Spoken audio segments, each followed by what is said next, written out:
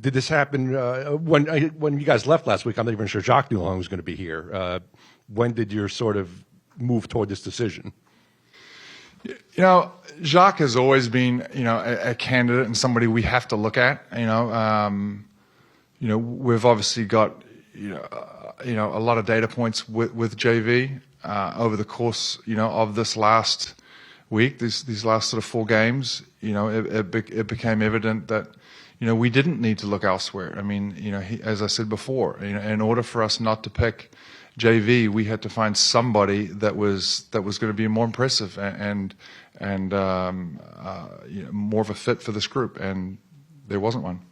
How much input did Kevin Durant have in Jacque Vaughn being named head coach?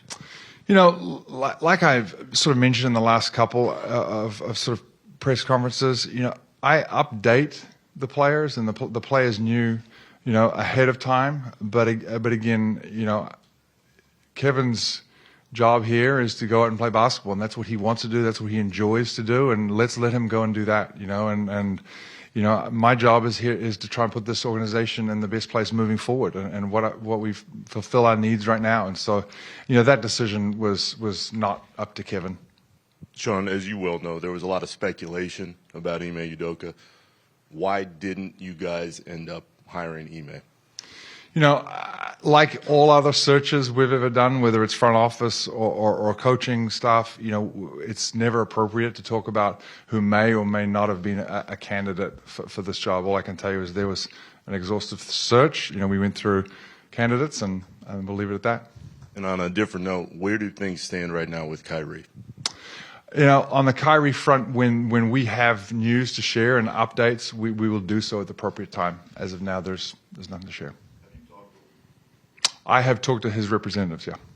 Jacque, right after the report of Steve stepping down, the Ime stuff started up pretty quick. So just when did it enter your brain that you were a serious candidate, had a shot at this? And just did being passed over the first time, or the last time you were interim coach, despite doing a good job, did the being passed over impact your thinking about your odds of getting this?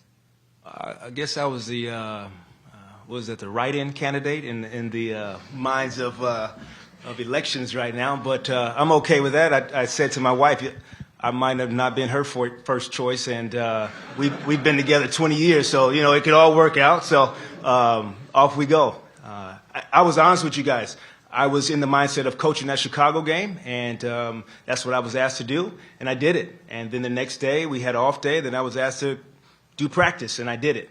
And it brought me to this point. I think I can really say honestly, I've served every coach that I've been with, and staff, looked them in the eye, had their back, and did their job, hopefully to make it easier for them. And I told my son today, just do what you're supposed to do, man, every day. And it's nothing wrong with that. And hopefully you get rewarded for it. And if you don't, you can look yourself in the mirror every night. If you do get rewarded, off you go. It seems like the communication between Kyrie and this organization is pretty fractured. Just said Sean hasn't talked to him. You just said, now that you have this head job, do you wade into that at all, or is it still above your pay grade? Yeah, I hadn't talked to Kai, and I still haven't. I thought in the capacity that I was serving that it wasn't my place to.